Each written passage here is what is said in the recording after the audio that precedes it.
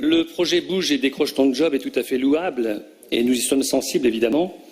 Néanmoins, c'est la répartition du projet entre les différents partenaires qui appelle quelques remarques.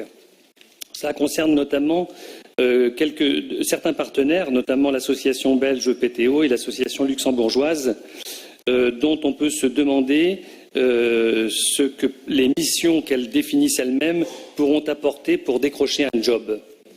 L'association belge, par exemple, formule ainsi ses missions, j'ouvre les guillemets, promouvoir la responsabilité de chacun dans la lutte contre les préjugés et les discriminations, créer un effet boule de neige auprès des jeunes qui font figure de pionniers en matière de lutte contre le racisme, fermez les guillemets.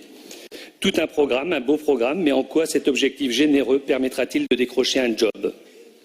L'association luxembourgeoise, elle, formule ainsi son objectif, j'ouvre les guillemets, les formations proposées visent à lutter contre les discriminations et à promouvoir la diversité. Très bien, là aussi, mais en quoi cet objectif généreux permettra-t-il de décrocher un job? Le sociologue Stéphane Beau a écrit un livre très intéressant sur les décrocheurs, qui s'appelle ce livre « 80% au bac et après ». Et il y explique notamment qu'il faut mettre en place des dispositifs simples et le plus proche possible des décrocheurs.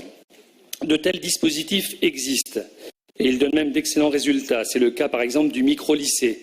Même si ça n'est pas une structure miracle, elle donne de bons résultats et permet une remise en route scolaire pour beaucoup de décrocheurs. Il nous apparaît donc que rattacher ce projet au programme Erasmus ne se justifie pas. L'objectif est louable, mais les modalités ne sont pas adaptées à l'ambition d'Erasmus. Nous sommes donc amenés à voter contre ce dispositif.